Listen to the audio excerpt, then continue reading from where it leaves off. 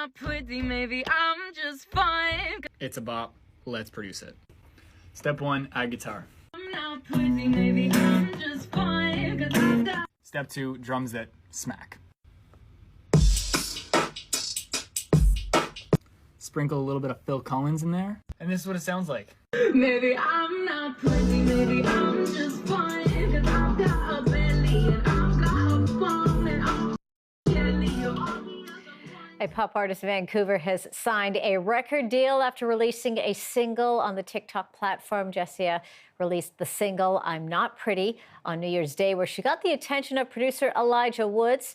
After producing the track, the singer recently signed with Republic Records. And yes, I'm joined by the very talented Jessia, as well as the very talented Elijah Woods, both of them in Ottawa. Great to see you both. Hello! Great to see you. How's it going? I love the energy. Jessia, we've got to kind of walk us back, in a nutshell, if you can, in terms of how all of this happened. Oh my goodness. Well, I mean, the inspiration of this song came from a TikTok sound, actually, and it was saying, I've never seen two pretty best friends. And it kind of got me thinking that all of my best friends are absolutely gorgeous, so maybe I'm not the pretty one. And I just kind of ran with that and posted this song on TikTok, and yeah, the rest is kind of history. I mean, Elijah so graciously hopped on board, and it's been a wild month. It certainly looks like it has, and what a song it is. And first of all, so all Canadians can hear it, you are stunning and gorgeous. So take that to heart from us here in Toronto. Elijah, you heard it. Talk to us about sort of from your point of view when you heard this song, where things went from there. Yeah, I mean, I'd heard Jess's voice before, and I came up on my For You page on my TikTok, and I immediately, the chorus was completely stuck with me, and I pulled in my guitar, and I was like, maybe this could actually be a song, because it was just 4 lines in her car, banging on her steering wheel, and I heard it, and I started playing these chords, and I was like, oh, damn, this actually might be something.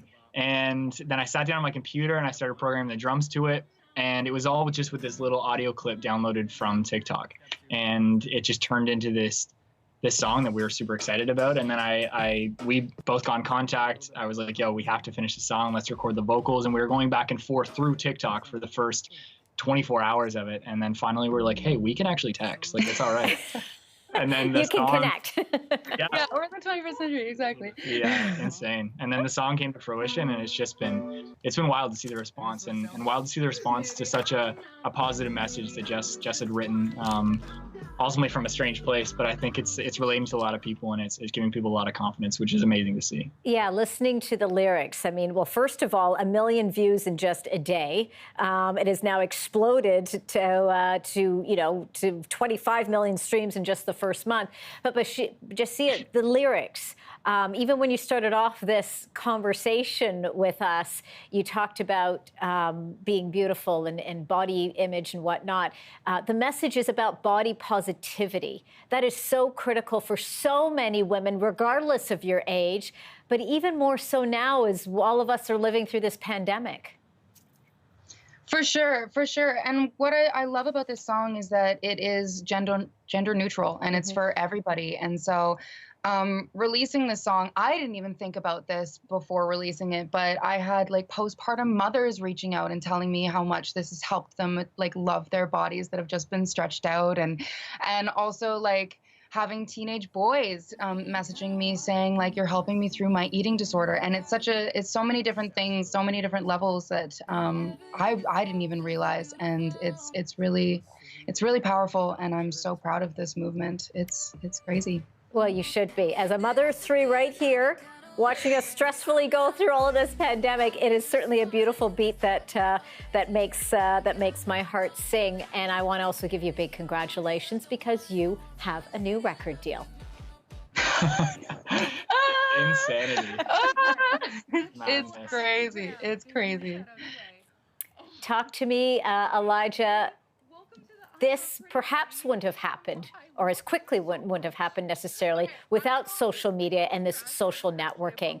What does it mean for new artists, helping them launch their craft, helping them connect with people like you? I mean, it's pretty wild. I've always been like, as an artist, we always have to keep social media sort of in our back pocket. And over the last year or so, it's become even more instrumental in connecting people. Everything's done through Skype and Zoom now.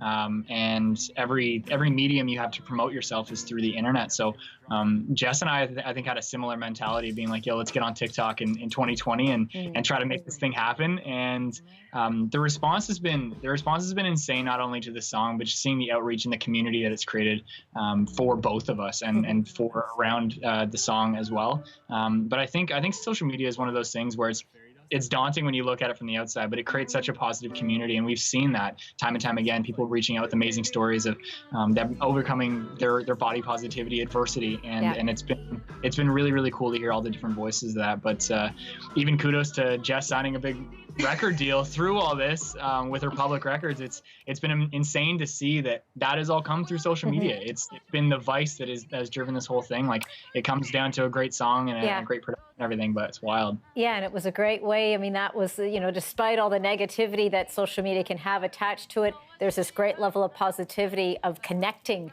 people together. Just before we let you go, it's such an important message that your music is putting out there with this new deal, and I'm sure your mind is swirling with so many different ideas. But what are you planning on doing? You have this incredible platform, and there's so many people that are that have latched on to the message that you've been putting out there. What are you hoping to do?